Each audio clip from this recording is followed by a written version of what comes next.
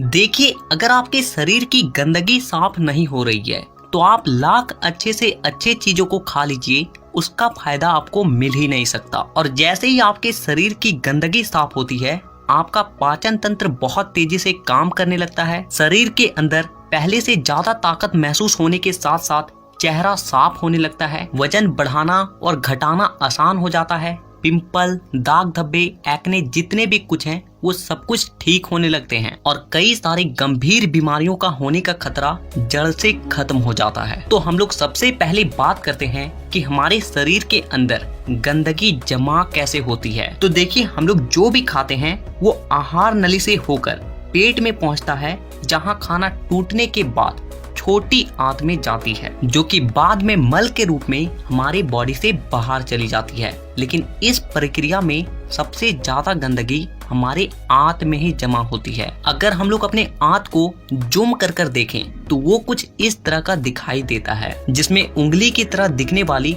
छोटी छोटी उभार होती है, जो कि एक फिल्टर के तरह काम करती है, क्योंकि इन उभार के अंदर नसें होती है जो कि हमारे शरीर के अलग अलग हिस्सों से जुड़ी होती है और इसी नस के जरिए खाने में मौजूद पोषक तत्वों को खींचकर खून में और हमारे शरीर के अलग अलग हिस्सों तक पहुंचाया जाता है। लेकिन जब हम लोग जाने अनजाने में गलत तरीके के खाने का इस्तेमाल करते हैं तो वो हमारे आंतों में चिपकने लगती है और धीरे धीरे दीवार पर एक मोटी परत बनाकर जमा हो जाती है, जिससे कि जब हमारी आंतें खाने में मौजूद पोषक तत्वों को खींचती है तो उसके साथ साथ गंदगी भी हमारे खून में मिल जाती है और फिर शरीर के अलग अलग हिस्सों में जाकर ये गंदगी जमा हो जाती है। जब ये गंदगी खून के जरिए हमारे लीवर तक पहुंचती है तो फैटी लीवर और जॉन्डिस जैसी बीमारियां होती है। जब ये किडनी में जमा होती है तो किडनी स्टोन और फेफड़े में जमा होने से अस्थमा, और जब खून के जरिए दिल तक पहुंचती है तो कोलेस्ट्रोल और हमारी नसों में ब्लॉकेज पैदा होती है। और जब ये गंदगी हमारी स्किन में पहुंचती है